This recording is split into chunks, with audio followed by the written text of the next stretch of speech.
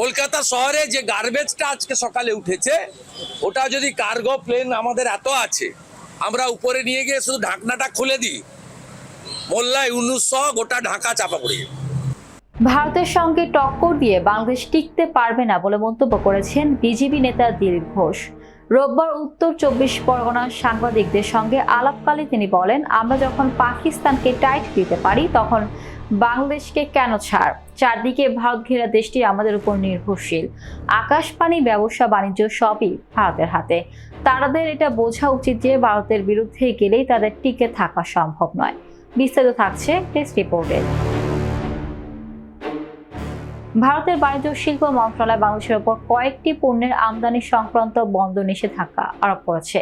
এরপর দিলীপ ঘোষ এই মন্তব্য করেন। ভারতের বাণিজ্য শিল্প মন্ত্রণালয়ের আওতাধীন directorate general of foreign trade এর নির্দেশনার পরপরই এই নিষেধাজ্ঞা কার্যকর করা হয়েছে। সরকারি বিজ্ঞপ্তিতে জানানো হয়, এখন থেকে বাংলাদেশি তৈরি পোশাক সহ বেশ কিছু পণ্য শুধুমাত্র নবসেরা ও কলকাতা সমুদ্র বন্দর দিয়ে আমদানি করা যাবে। স্থল বন্দর দিয়ে এসব পণ্যের আমদানি বন্ধ থাকবে। নিষেধাজ্ঞায় আওতায় রয়েছে ফলমূল মিশ্রিত পানীয়, কার্বোনেটেড ড্রিঙ্কস, প্রক্রিয়াজাত খাদ্যপণ্য, তুলার বজ্র, পিভিসি ও প্লাস্টিকের তৈরি পণ্য, শিল্পজাত কাঁচামাল বাদে কাঠের আসবাবপত্র, আরও কিছু পণ্য।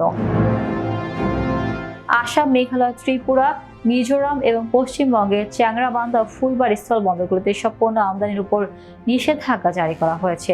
তাই মাছ, এলপিজি, ভোজ্য তেল, পাথর চূর্ণ সহ প্রয়োজনীয় কিছু পণ্য নিষেধাজ্ঞার বাইরে রাখা হয়েছে।